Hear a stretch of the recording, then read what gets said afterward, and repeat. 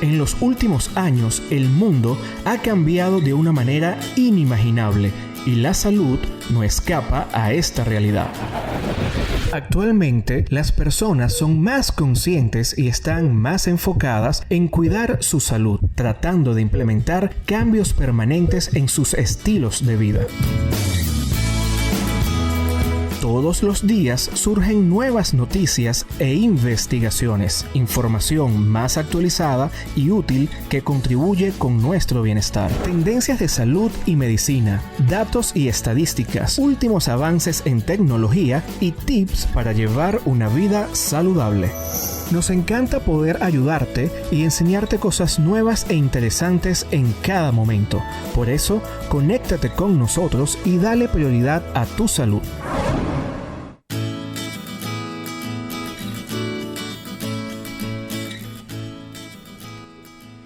Desde equivocaciones en los diagnósticos hasta la emisión de recetas con fármacos incorrectos, ponen al filo de la muerte a 138 millones de pacientes anualmente, una cifra que enciende las alarmas de la Organización Mundial de la Salud. El análisis de este flagelo es muy importante de analizar y revisar, sobre todo porque a los ojos de algunos pareciera un simple cúmulo de casos aislados, pero fue justamente el foco de un reciente informe de la OMS dedicado a la seguridad sanitaria de los ciudadanos que ha puesto las señales de alerta. Con este tema tan importante vamos a dar inicio a nuestro programa del día de hoy, transmitiendo en vivo desde la cabina de Circuito Venezuela Plus en el corazón de la zona norte de Valencia. Quien les habla, Rafael Carta, en este su espacio Conexión Saludable, una ventana informativa sobre las tendencias en el mundo de la salud y sus protagonistas. Acá en nuestro espacio le damos cabida no solamente al personal médico, sino también a las compañías de seguros, a corredores y a todos aquellos emprendedores que con sus productos y servicios contribuyen a que tengamos una vida mucho más saludable. Les recuerdo nuestros puntos de contacto en Instagram, a seguirnos por allí en nuestras cuentas en redes sociales como @Conexión Saludable Radio y mi cuenta personal @Rafael_Carta. Este espacio solo es posible gracias al trabajo en equipo maravilloso que día a día venimos realizando en esta cabina. Para ello nos acompañan en la asistencia técnica de producción y emisión Brian Flores, síganlo por allí en su cuenta @BebéQuemao. Eso tiene historia, así que ya por ahí nos va a comentar Brian cómo es eso. En la dirección de producción nos acompaña Víctor Delgado, todos bajo la dirección general de Yeglenis Miranda, la Woman Business de la radio. Recuerden seguirnos en nuestras plataformas en las redes sociales, en Instagram, TikTok y ahora también en Twitter como @Circuito Plus y en Facebook Circuito Venezuela Plus. Si quieren disfrutar, como siempre lo comentamos, de toda nuestra programación, de la mejor música y contenido, no dejen de visitar nuestra plataforma www.circuitoplus.com.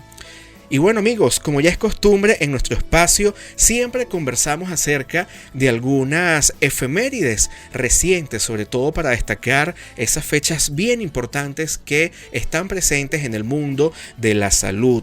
Y recientemente, el 1 de diciembre, se conmemoró el Día Mundial de la Lucha contra el VIH-Sida. El 3 de diciembre, hace poco, el Día Internacional de las Personas con Discapacidad y en esa misma fecha también el Día Internacional del Médico, el cual se celebra cada año bajo la premisa de la Confederación Médica Panamericana en honor al doctor Carlos Juan Finlay. Y obviamente, pues sin embargo, cada uno de los países tiene su fecha muy puntual para conmemorar el Día del Médico. Sin embargo, quiero destacar dentro de estas efemérides el Día Internacional de las Personas con Discapacidad. Yo creo que bien vale la pena hacer un pequeño paréntesis para conversar acerca de esta fecha tan emblemática, tan importante, sobre todo para crear conciencia de todas las herramientas que tenemos que tener y brindarle a esas personas que con distintas discapacidades igual forman parte de nuestra sociedad y tenemos que hacer un mundo adaptados, agradables para estas personas. De hecho, tenemos una ley que nos obliga de alguna manera o nos invita a contratar dentro de nuestra plantilla de personal a cierto número de personas con discapacidad. Y la norma también nos establece cómo las organizaciones debemos de adecuar nuestros espacios para la fluidez del trabajo de una persona con discapacidad. Realmente resulta maravilloso cuando tenemos la oportunidad de viajar fuera de nuestras fronteras y podemos ver que existen países con tantos niveles de desarrollo que tienen opciones muy importantes para las personas con discapacidad. Esto también tiene que ver un tema con las ciudades inteligentes, el desarrollo que tienen que tener las ciudades para darle cabida a todas estas personas. Así que bueno, muy importante tener siempre estos detalles al pendiente. Y bien amigos, ya para ir entrando en materia, vamos a dar inicio a nuestra sección Salud en Cifras. Salud en Cifras.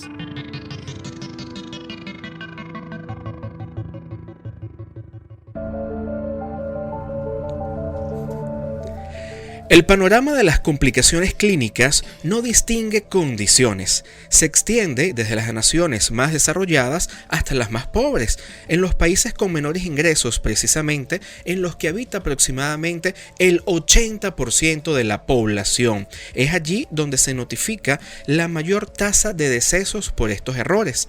Pese a ello, se estima que en potencias como por ejemplo los Estados Unidos de Norteamérica, 1 de cada 10 personas sufre fallas en el sistema de atención médica. Por su parte, algunos estudios reflejan también que 4 de cada 10 pacientes de los servicios de atención médica primaria y ambulatoria sufren algún prejuicio como consecuencia de algún error médico, pero solo el 80% de estos casos se puede prevenir. Una cifra bien importante, sobre todo porque el mensaje que queremos dar desde este espacio de conexión saludable es apostar por la prevención, por la formación y educación de todos quienes nos están escuchando y que de alguna forma interactúan en este sistema de salud. En total, alrededor de 134 millones de personas sufren cada año algún tipo de percance como consecuencia de la falta de seguridad en la atención hospitalaria. En los países de ingresos medianos y bajos, lo que provoca aproximadamente 2.6 millones de defunciones anuales. Por otro lado, tenemos acá un dato, una estadística bien interesante, y es que el 15% del gasto hospitalario en los países, según la Organización para la Cooperación y Desarrollo Económico, se debe precisamente a errores relacionados con este tema. Fíjense, siempre es importante no formar parte de una estadística más, y esto solamente lo vamos a lograr desde el conocimiento, desde empoderarnos y que seamos, como lo hemos compartido en oportunidades anteriores, un paciente mucho más proactivo que ese paciente reactivo. Tenemos que empoderarnos desde el conocimiento y estar conscientes, ¿por qué no?, de cuáles son nuestros derechos, nuestros alcances como pacientes, conocer cómo funciona el sistema de salud y de esta manera garantizar una mayor fluidez en todo lo que es el proceso de atención. Así que bueno, sobre este tema vamos a estar conversando el día de hoy para todas las personas que se están conectando a nuestra plataforma y los que nos siguen y nos están viendo en este momento. Vamos a conversar acerca de la ética y la responsabilidad legal en el ejercicio de la medicina. Así que bueno, amigos, no se aparten de nuestra plataforma y ya venimos con mucho más de conexión saludable, y mientras los invitamos a disfrutar de la acostumbrada buena música que nos tienen nuestros amigos de Venezuela Plus.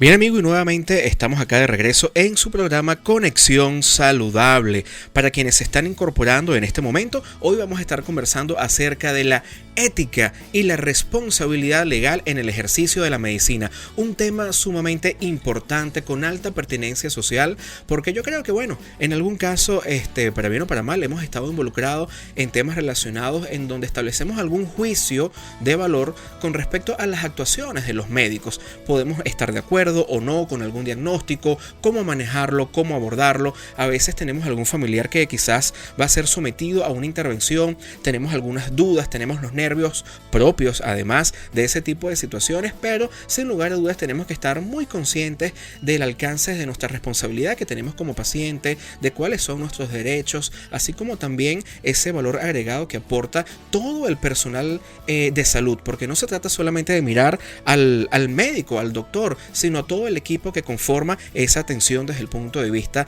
sanitario. Así que bueno, amigos, por favor, recuerden nuestras redes sociales, @Conexión Saludable Radio, @Rafael_Carto, y manténganse en sintonía con nuestro espacio. Vamos a dar inicio a nuestra sección del día de hoy, Conexión Médica.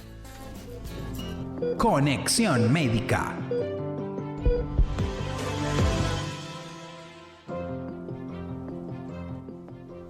Y bien, hoy en Conexión Médica nos va a acompañar nuestra invitada del día de hoy, la doctora Gabriela Carpio. Bienvenida, doctora, quien es abogada, especialista en salud pública, con más de 20 años de experiencia en la gerencia de centros de salud a nivel legal y de gestión de recursos humanos. Doctora, para nosotros un placer y un privilegio tenerla acá en la cabina de Circuito Venezuela Plus. Bienvenida.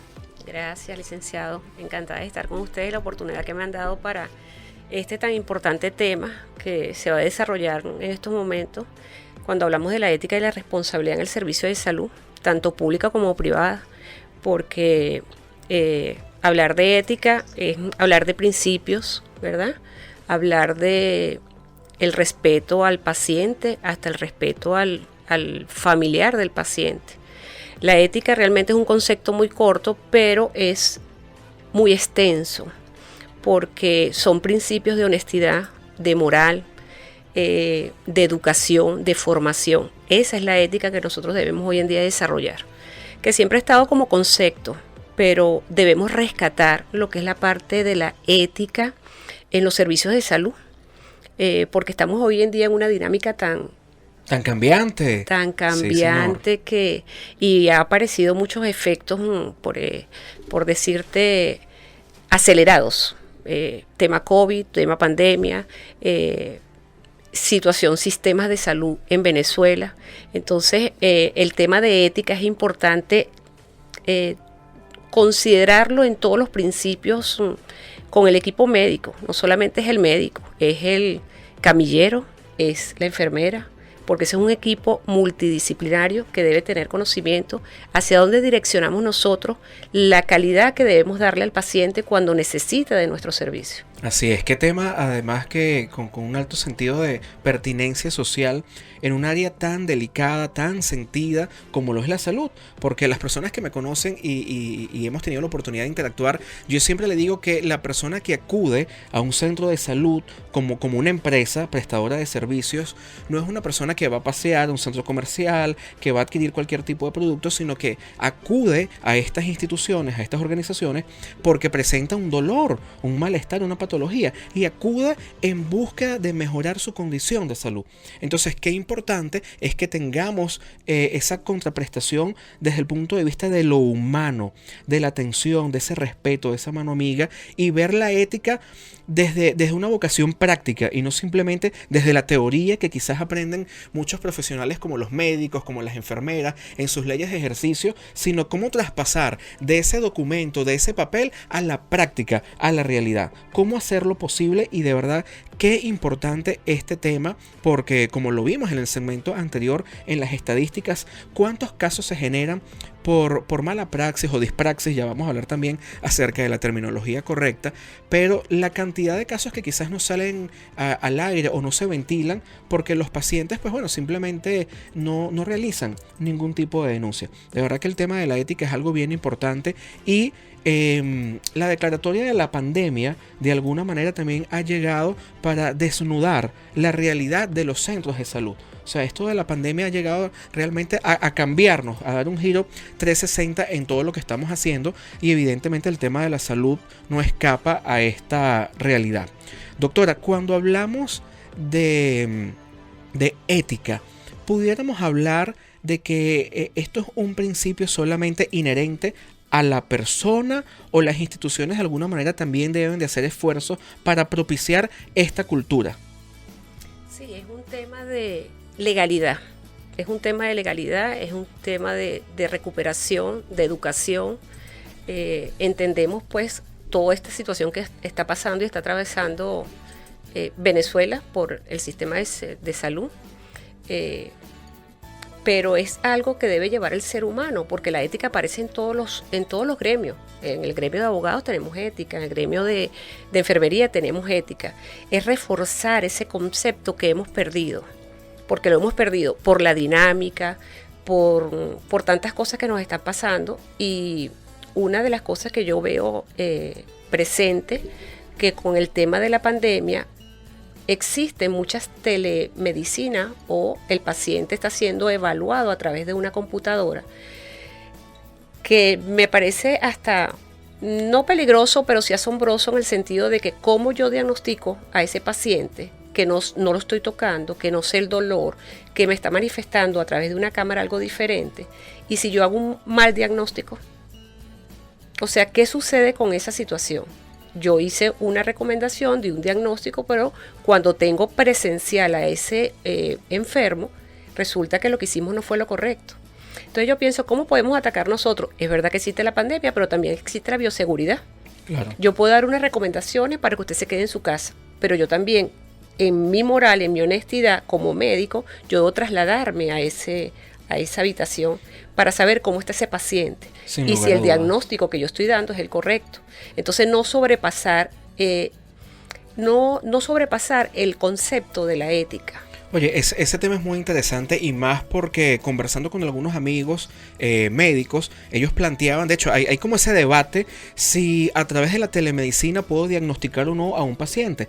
De hecho hay una terminología que dicen, bueno, no hacemos una consulta, sino que hacemos una asistencia médica, como por protegerse un poco la terminología desde el punto de vista legal. Lo que sí es importante, y creo que fue el punto de encuentro en esa reunión, es que ahora los médicos tienen que convertirse, y yo hago mucho esa analogía, en coach en el sentido de hacer esas preguntas poderosas para poder indagar y conocer un poco más acerca de la situación del paciente, porque básicamente más allá de esa exploración física que nos hace el médico cuando vamos a la consulta, que básicamente es, bueno, con el estetoscopio respira, aguanta, cómo te sientes, ese tipo de cosas, obviamente la evaluación física que hace el médico, pero qué importante es saber hacer las preguntas adecuadas y correctas para que el especialista pueda tener un panorama quizás un poco más amplio y tratar de dar un diagnóstico, digamos, lo más acertado posible, ¿no? Este tema de la ética, y yo quiero compartirlo acá, doctor, y con todas las personas que nos están no solamente escuchando, sino también viendo ahora. La ética es un paradigma, ¿no? Quizás lo que es ético para mí no es ético para otras personas. Hay una línea muy delgada entre lo correcto y lo no correcto. Por eso es que coincido plenamente en que hay que reforzar esa columna vertebral que son los valores, y esto es algo que definitivamente, bueno, viene de crianza, de familia, pero que necesariamente tenemos que rescatar a nivel de formación. Pero jocosamente hay una anécdota que comenta que está un hombre y una mujer a punto de saltar de la azotea de un edificio. El hombre y la mujer van saltando los dos al mismo tiempo, y a mitad de camino resulta que la mujer abre un paracaídas. Entonces aquí surge la pregunta como que, bueno, ¿quién traicionó a quién? ¿El hombre o la mujer? Porque bueno, los dos saltaron. Hay gente que dice, bueno, mujer precavida vale por dos, a lo mejor. Pero así sucede con la ética. Bueno, o sea, ¿quién tiene la razón aquí? A lo mejor alguien confió, no confió, estar preparados o no. Es algo quizás bastante subjetivo, pero que estoy seguro que más adelante, con algunos puntos que vamos a abordar, vamos a ir detallando eso. Para el próximo bloque quisiera que abordáramos, doctora, en qué consiste el tema de la responsabilidad. Sé que existe una responsabilidad civil, administrativa, penal. Los médicos, sobre todo, que nos están sintonizando y escuchando en este momento, están muy pendientes acerca de este tema. Así que bueno, vamos a escuchar parte de la buena música y ya venimos con mucho más de Conexión Saludable. Bueno amigos, ¿y a quién no le gusta que le den un besito y lo lleven hasta el infinito? Esa es la buena música que siempre nos tienen por aquí acostumbrados nuestros buenos amigos de Circuito Venezuela Plus. Recuerden siempre estar conectados con nuestra plataforma www.circuitoplus.com, recordando nuestras redes sociales, @Circuito Plus en Instagram y TikTok, y en Facebook nos pueden ubicar como Circuito Venezuela Plus, y obviamente pues en Conexión Saludable, @Conexión Saludable Radio, y mi cuenta personal @Rafael_Carta, para que siempre estemos allí en sintonía de estos temas tan importantes, tendencias en materia de salud, bienestar, calidad de vida, mundo fitness, tendencias que tenemos en estos momentos. Y obviamente pues siempre la invitación está a que nos escriban, nos hagan llegar sus comentarios para que hagamos de este espacio un encuentro participativo y podamos pues responder las preguntas de nuestra audiencia. Y hablando de audiencia, doctora, por ahí tenemos una barra, Clarixa Carpio, que nos escribe desde los Estados Unidos, que está en sintonía con nosotros en el programa.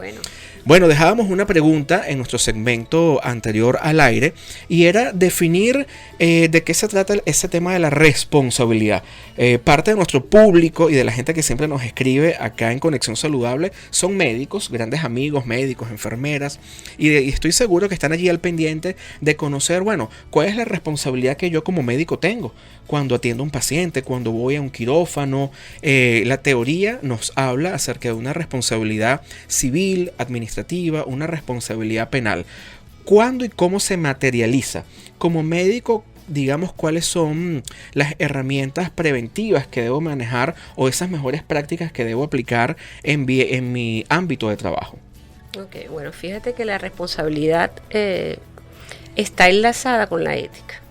Cuando nosotros tenemos conocimiento de cuál es la norma o la ley que nos rige, nosotros minimizamos, porque no evitamos, realmente minimizamos los eventos no deseados.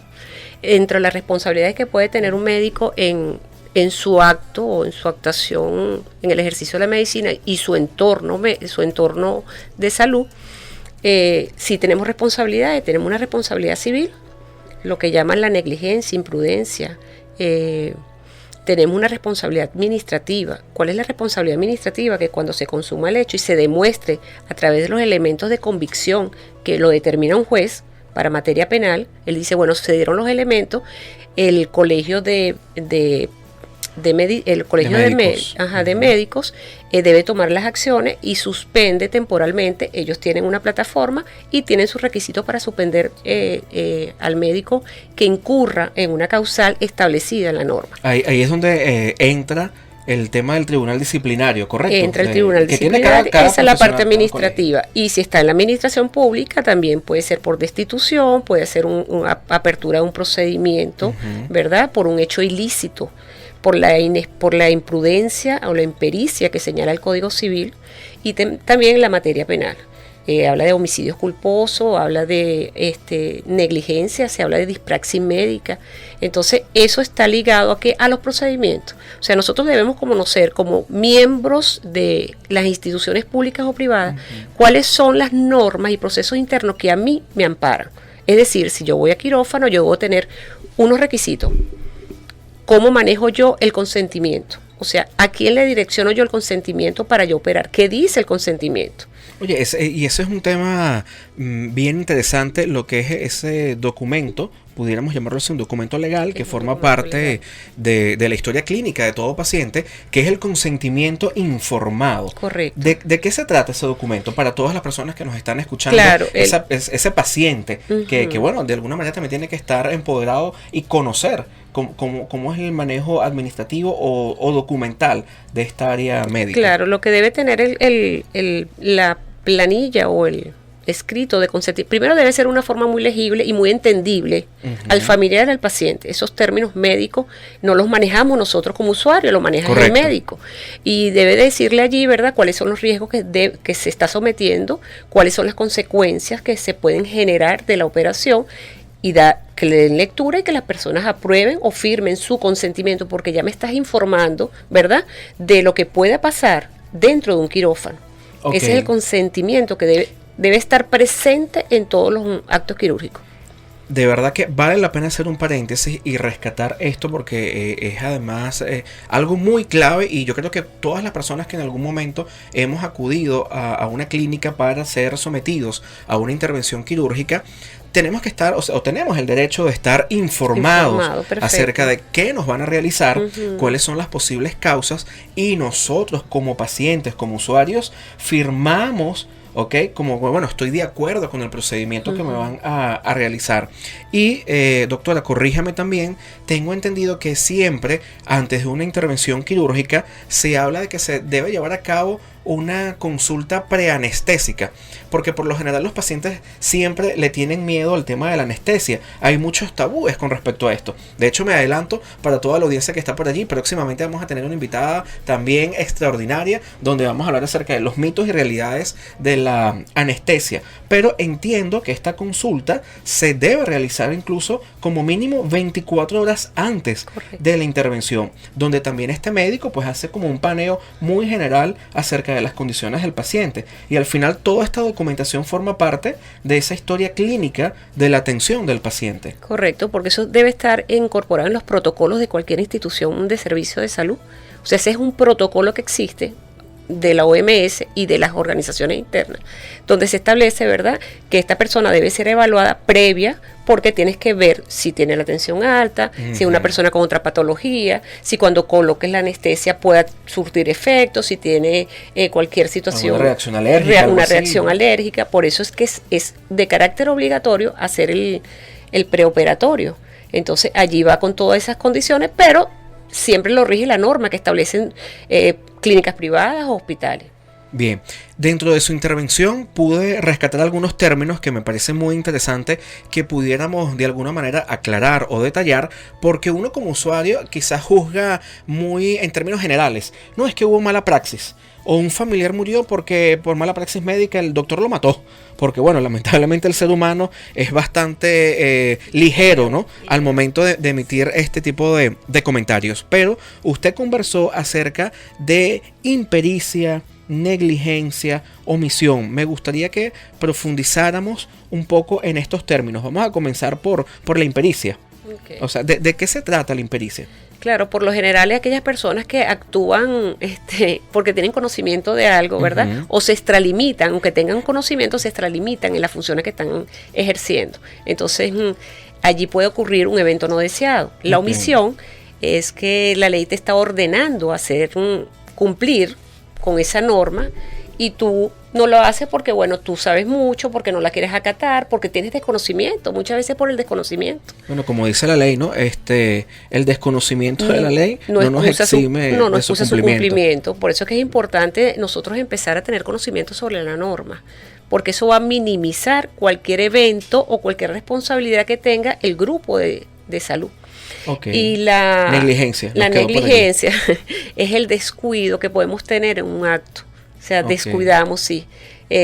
Alguna situación que se presente con una consulta, entonces eso es el descuido, pues, que tenemos que tener en la... Ok, bueno, bien importante para todas las personas que nos están escuchando tener muy claro estos tres términos que me parecen de verdad importantes para hablar también un poco con propiedad, que es la omisión, la impericia y la negligencia, y cómo de alguna manera puedes poder también hacer frente a este tipo de situaciones. Bien, bueno, vamos a disfrutar de nuestra música, vamos a ver con qué nos sorprenden en este momento la gente de Circuito Venezuela Plus. Por favor, manténganse en sintonía, en línea. Aún están a tiempo de hacernos llegar sus comentarios, escríbanos en nuestras redes sociales @Conexión Saludable Radio, y ya venimos con mucho más de Conexión Saludable. Bueno amigos, y ya estamos de regreso con nuestro programa Conexión Saludable, hoy conversando acerca de la ética y la responsabilidad médica en el ejercicio de la medicina. Nos acompaña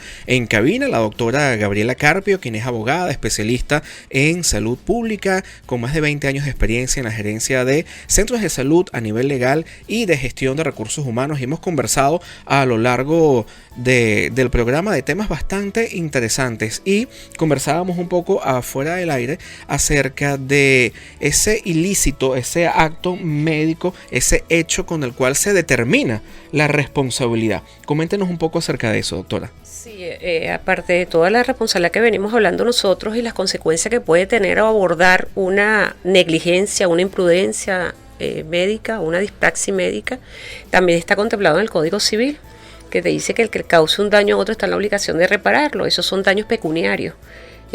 Habla de dolo, habla de indemnización por el daño ocasionado. Entonces, fíjate todo lo que enlaza el no conocimiento o no la aplicación de la ética con la responsabilidad y cuáles son las consecuencias. Entonces, son sanciones pecuniarias, son sanciones administrativas, pérdida, puede llegar a perder hasta el título de acuerdo a la gravedad que puede establecerse. Pues, repito, esa responsabilidad en materia penal la establece a través de los requisitos y elementos un tribunal. Wow, ahí digamos que hay consecuencias bastante graves, pues, como el hecho de perder la licencia para ejercer la medicina, o en este caso pues el título. Tenemos casos digamos palpables acá en Venezuela sobre este tipo de escenarios. ¿Maneja algún tipo de información al respecto? Tengo conocimiento, pero estadísticamente uno se mete en la jurisprudencia y ve algunas sentencias donde han determinado, por ejemplo, el título del médico en cuanto a la especialidad. Operó a un paciente a una cirugía y resulta que no tenía la especialidad. O sea, en esas cosas que uno... Bastante delicado. Bastante delicado. Prácticamente se trata como de... Que por cierto es un tema también interesante, que es incursionar en especialidades de la cual no tengo la preparación. Uh-huh. Sucede mucho quizás en intervenciones donde a veces las mujeres acuden, no sé, a lo mejor a algún dermatólogo y se excede y es un procedimiento que tuvo que haber realizado un cirujano general, por ejemplo, o un cirujano plástico, donde se denomina esta intrusión, se me olvidó ahorita el término adecuado, donde estoy, digamos, ejerciendo en un área para la cual no estoy formado, preparado. También es algo bastante delicado. Ahora, le hacía esta pregunta sobre los casos, porque yo creo que, bueno, para nadie es un secreto que muchas veces uno como consumidor, como usuario, quizás no acude a las instancias legales pertinentes porque, bueno, ¿para qué lo voy a hacer? No voy a ganar nada con eso. Y no se proceden muchas veces a materializar las denuncias. Y quizás por eso es que tampoco contamos con algunas estadísticas, pues, recientes o actualizadas, sobre todo en este caso de mala praxis. E incluso se habla en muchas ocasiones que el gremio médico es un gremio muy fuerte, muy unido, muy cerrado, y que canalizar pues algún tipo de denuncias puede ser a veces una carrera de obstáculos y de relevos bastante complicada. ¿Cuál es la invitación o el llamado que usted le puede hacer desde su área de experticia como profesional del derecho a estos pacientes o estos familiares de pacientes que han tenido pues lamentablemente de pasar por este tipo de situaciones? Bueno, sí, acudir primero a las instituciones, porque si tienen una situación con algún familiar con respecto a esta naturaleza, es acudir a las instituciones, que son los órganos naturales, que son los que se van a encargar de abrir la averiguación y terminar a feliz término la responsabilidad, si la hubo o no la hubo, con los elementos de convicción que consideren ellos para acusar a un servidor en la salud.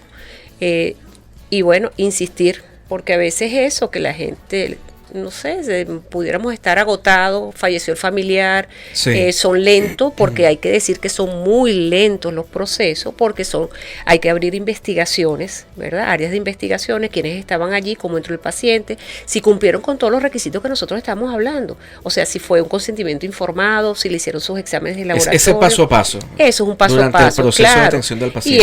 Y es lento justamente porque deben tener los elementos de convicción. Y a la colectividad y a los médicos, de verdad que nos preparemos en esta área. Esto es sencillo, nos debemos preparar y concientizar. Yo tengo un mensaje que siempre les envío a ellos cuando les estoy dando clase. Le digo, o somos ingenieros, abogados constructores, o somos somos ingenieros constructores o somos ingenieros litigantes. Pero no podemos ser, si tú no tienes conocimiento de un área, no te puedes meter en ella. El médico, la enfermera, el grupo comenzando del camillero. Si usted no maneja el área, usted no se puede meter en esa porque debemos prepararnos. Estamos hablando de la salud, estamos hablando de las personas, estamos hablando de niños, etcétera. Entonces nosotros debemos prepararnos en las áreas. Sí, sin lugar a dudas, el impacto hacia el usuario final, hacia el consumidor, es bien importante. Ahora, siempre hablamos de la responsabilidad y hemos venido conversando de cara al médico, o sea, siempre como a la persona, al médico, a la enfermera, al camillero, al instrumentista, por ejemplo, dentro de un quirófano.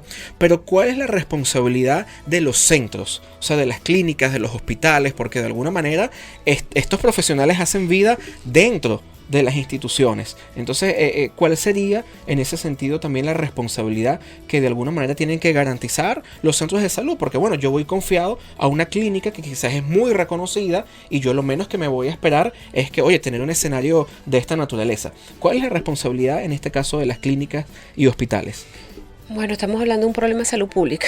Okay. Hoy en día, tenemos una situación de verdad hospitalaria con mucha debilidad.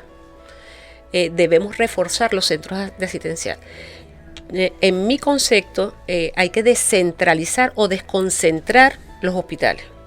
Hay que darle funcionamiento efectivamente a las bases. Y esto es una teoría, o bueno, dentro de los planes de políticas públicas en materia de salud, que tiene años. El tema de la desconcentración de las instituciones de la salud. Tiene, data desde hace más de 40 años en diferentes planes de gestión de gobierno, pero que bueno, quizás en algunos momentos se adelantó en esa gestión, entonces se quedó quizás un poco delegado en cuanto a prioridad. Pero qué importante esa recomendación para lograr la efectividad.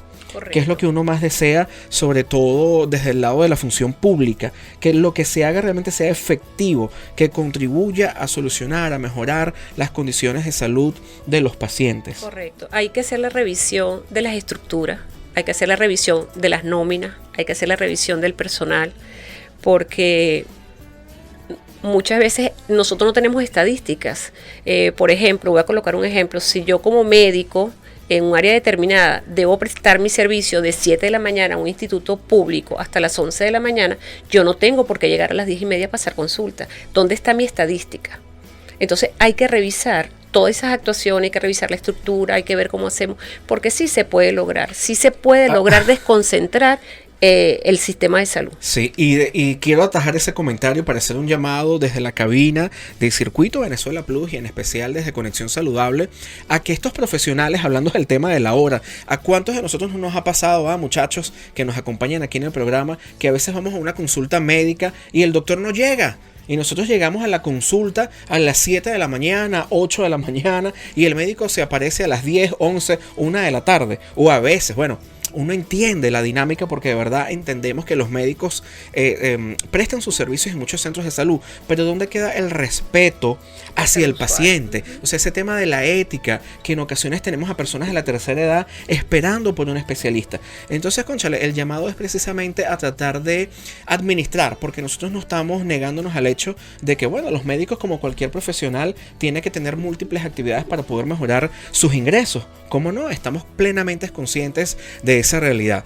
Pero también, administremos mejor el tiempo, hagamos un poco mejor las cosas para que este servicio realmente sea de calidad, de ese tacto humano que es tan necesario en estos tiempos. De verdad que, bueno, ya nos están haciendo señas que nos queda poco tiempo, pero sí quisiera dejar una premisa, un interrogante al aire antes de irnos un momento, que es el tema del el uso adecuado de las redes sociales. Ahorita los médicos están en quirófano y se toman una foto dentro de la operación, unos escuchan música, cantan, bailan. De hecho hay médicos que se han hecho famosos en las redes sociales con sus bailes, tantas cosas. Todo eso obviamente yo lo respeto, pero hasta qué punto, digamos, ese manejo es responsable, es ético. Vamos a hablar un poquito de eso en la próxima pausa, antes pues ya de despedir por el día de hoy nuestro programa. Así que bueno, amigos, por favor manténganse allí conectados a nuestra plataforma www.circuitoplus.com. Ya venimos. Bueno, y no nos dejen solos ya en la recta final de Conexión Saludable. Habíamos conversado acerca del uso de las redes sociales por parte de los médicos y lo importante de la confidencialidad de la información, de cómo se manejan los actos. ¿Qué opinión nos puede dar, doctora, en este sentido? Bueno, fíjate que nosotros tenemos una ley del ejercicio de la medicina que habla del secreto médico. Y dentro del secreto médico está el cuidado al paciente. Nosotros, por ejemplo, no podemos estar en un quirófano, salimos de una operación y tomarle un selfie al paciente. ¿Por qué? Porque no hay consentimiento por parte del paciente que está recuperándose de una anestesia. Si el médico se quiere, o el equipo médico se quiere tomar una foto, que vaya con su consulta, chévere, y lo haga. Porque se ha hecho muy dinámico, pues, por exitosa que sea la operación, porque se sienten muy felices, porque, bueno, tienen una noticia chévere, pero hay que respetar. O quizás como una misma práctica de todo lo que es el tema del marketing médico. También los especialistas, obviamente, en el área de salud, para promocionar o dar a conocer los servicios que ellos realizan dentro de su área de especialidad, pues bueno, utilizan todo este boom de las redes sociales para mostrarle al público qué es lo que están haciendo. Pero bueno, importante entonces la recomendación que hasta para tomar una fotografía o un video, correcto, debe existir el consentimiento del paciente, porque eso lo establece la ley del ejercicio de la medicina. Eso no es un capricho, eso es simplemente, si yo voy a salir en una foto recién operado, yo debo dar el consentimiento.